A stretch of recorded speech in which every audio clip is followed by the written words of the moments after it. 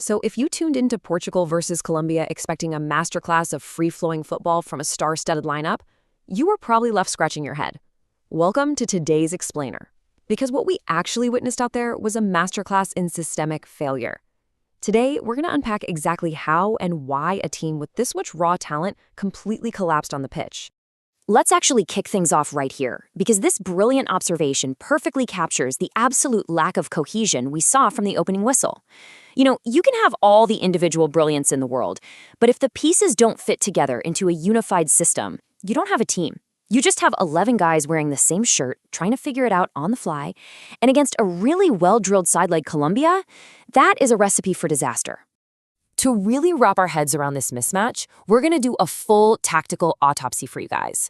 We'll look at their disjointed identity, a team in name only, before moving to their paralysis in attack.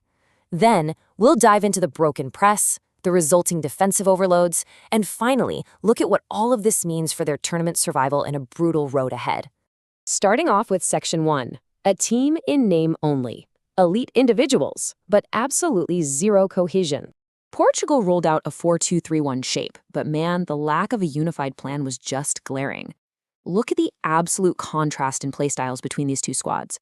You have Portugal entirely static, wanting the ball played directly to their feet, passing horizontally, and just recycling possession without ever threatening the opposition. On the flip side, you have Colombia, dynamic, forward-thinking, successfully dribbling right through pressure in really tight spaces and playing with clear, vertical intent. The mindset gap was honestly massive. All right, moving to Section 2, paralysis in attack. Basically, all the possession in the world, but zero progression. You had elite playmakers like Bruno Fernandes and Vitinha dropping incredibly deep to start attacks, but they fundamentally couldn't move the ball centrally, which brings up this incredibly frustrating question. What is the point of dropping elite playmakers deep if there's literally no forward passing option available? It's the exact question Bruno Fernandes seemed to be asking his own teammates. I mean, there were multiple moments where he'd turn with the ball, ready to orchestrate, only to look up and see his wingers glued to the touchline instead of actually attacking the open space. You could see him waving his arms in sheer frustration. This brings us to a super important tactical concept. Verticality. It's simply the intent to move the ball forward quickly into space. Portugal completely lacked this. Instead of creating passing lanes, players were constantly duplicating positions. You'd see Vitinha drop right next to the ball carrier, crowding the exact same zone, instead of finding a pocket of space between the lines. It just resulted in endless, pointless backward passing. And honestly, the craziest part, it wasn't just the complex tactical movements failing. The basic, everyday stuff was falling apart too. It was stunning to see elementary youth-level combinations completely break down. We're talking about simple 1-2s between world-class players like Cristiano Ronaldo and Vitinha failing because of a total refusal to play the ball into depth. They would pass to feet, stare right at the open space, and then just turn back around to recycle the ball. No way you can win like that. Which brings us to Section 3, the broken press, and all their out-of-possession failures. When Colombia actually had the ball, Portugal's 4-4-2 press was, well, a complete disaster. Individual errors basically compounded structural flaws. For instance, Cristiano Ronaldo is supposed to read the press, right? But his pressing angles were incredibly poor. We saw him sprinting aimlessly at the Colombian goalkeeper from a trajectory that served absolutely no real purpose. He wasn't scanning the field, he lacked spatial awareness, and just by taking a few steps in the wrong direction, he left Colombia's center backs totally free to build out from the back. Because that initial press was so easily bypassed, it created these massive ripple effects. Wide players like Pedro Neto were constantly caught in half positions, neither pressing the ball carrier effectively nor dropping back to protect the defensive shape. As a result, Colombia easily cut through the midfield, leading to highly dangerous numerical advantages. Check out this stark number. Colombia frequently transitioned into attacks with 7 players charging against just 6 Portuguese defenders. You simply cannot win football matches giving up transition opportunities like that. Let's look at Section 4, defensive overloads and vulnerabilities. We're talking about the cascading effect of really bad positioning. So first, let's talk about the mid-block. Ideally, this defensive strategy sets up near the middle third to restrict central space and force the opponent wide.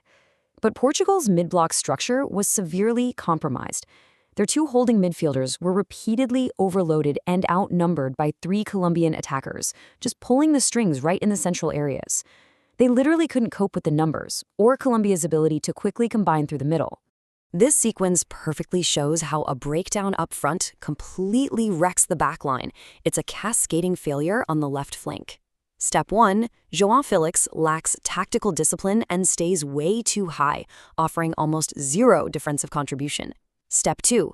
Because Felix isn't tracking back, the left back, Nuno Mendes, is hung out to dry, forced into a brutal 2v1 situation. Step 3. Mendes can't step out to challenge the wide player because he has to protect the center, allowing Colombia to freely deliver uncontested cutbacks and crosses. This relentless 2 versus 1 disadvantage? Absolute nightmare fuel for Nuno Mendes all game long. Colombia recognized this glaring weakness immediately and exploited it ruthlessly, comfortably reaching crossing positions over and over again. And even when Portugal managed to clear the first cross, Colombia's superior positioning meant they consistently won those second balls to keep the attack alive. Finally, Section 5, a brutal road ahead. Can this system actually survive? When you tally up this autopsy summary, a terrible pressing structure, zero forward passing intent, highly paid players confusingly duplicating positions, a completely outnumbered midfield, and basic combinations failing, it paints a really grim picture. It's incredibly difficult to view this squad as a cohesive, championship-winning side when the foundation is crumbling on this many levels. And in tournament football, there's just nowhere to hide. The gauntlet is officially set. Portugal now has to face a highly organized, tactically astute team in Croatia, with the absolute powerhouse of Spain lurking right behind them. Surviving against teams that are drilled to perfection seems almost impossible if these massive systemic issues aren't resolved immediately. So that leaves us with the million-dollar question heading into the next round. Can this collection of incredible individual stars finally swallow their pride, buy into a tactical framework, and forge themselves into a cohesive team? Or, based on this tactical autopsy, is the quarterfinal their absolute ceiling? It's a fascinating dilemma for sure, and I'd love to hear your thoughts on whether Portugal can actually fix this broken system in time. Thanks for hanging out with me for today's explainer, and keep analyzing the game.